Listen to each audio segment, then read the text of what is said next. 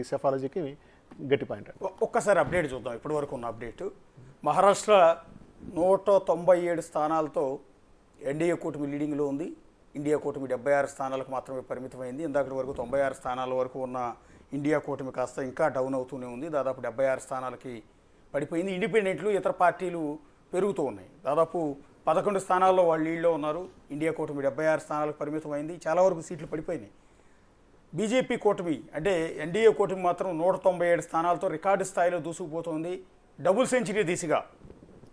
Century దిశగా NDA కూటమి మహారాష్ట్రలో దూసుకుపోతుంది. కాకపోతే శివ రాచర్ల గారు చెప్పినట్టుగా అది ట్రెండ్ మారుతుందా, నెక్స్ట్కి వచ్చేటప్పుడు మనం ట్రెండ్ కాదు, ఇది అన్ని దగ్గర ఇది ఇన్పుట్ ఉంది అనేది ఒకటి చూడాలండి. అంటే మనకు బీహార్ అనుభవం ఉంది కదా, ఒక ఇన్పుట్ వస్తూ ఉంది. ఖచ్చితంగా బీజేపీ లీడ్లో ఉంది, కానీ నెంబర్లు ఎంత ఉన్నాయో లేదనేది మనం చూడాలి. ఇంత మార్జిన్ ఉన్న తర్వాత మళ్ళీ ఇండియా కూటమి పుంజుకునేంత అవకాశం నేను అది చెప్పలేదు. నేనేం చెప్పానంటే వేరే ఛానల్ వేరుగా చూపిస్తూ ఉన్నాయి.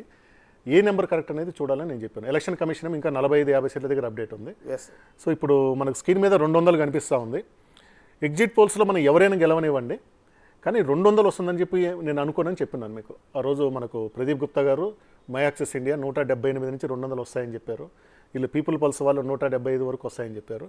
సో ప్రదీప్ గుప్తా 207కు పోయింది. ప్రదీప్ గుప్తా ఈ నెంబర్ నిజమైతే Pradeep Gupta is going to be hero. And ఆయన మై యాక్సెస్ ఇండియా క్రెడిబిలిటీ ఇంకొక 5-6 ఎన్నికలు నిలబడుతుంది. అందరికీ నేను మనం ఆ రోజు చెప్పాను, ఇది పార్టీల కన్నా కానీ ఈ పోల్ స్టార్స్ కంపెనీలకే ఎక్కువ ఒత్తిడిలో ఉన్నాయి. సో ప్రదీప్ గుప్తా చేశాడు. ప్రదీప్ గుప్తా హర్యానాలో ఫెయిల్ అయ్యాడు కాబట్టి పోయింది. 200 కనుక వస్తే Pradeep Gupta is going to be super star of Indian psephology, Indian poll stars. అంటే వాడు చెప్పినట్టు 207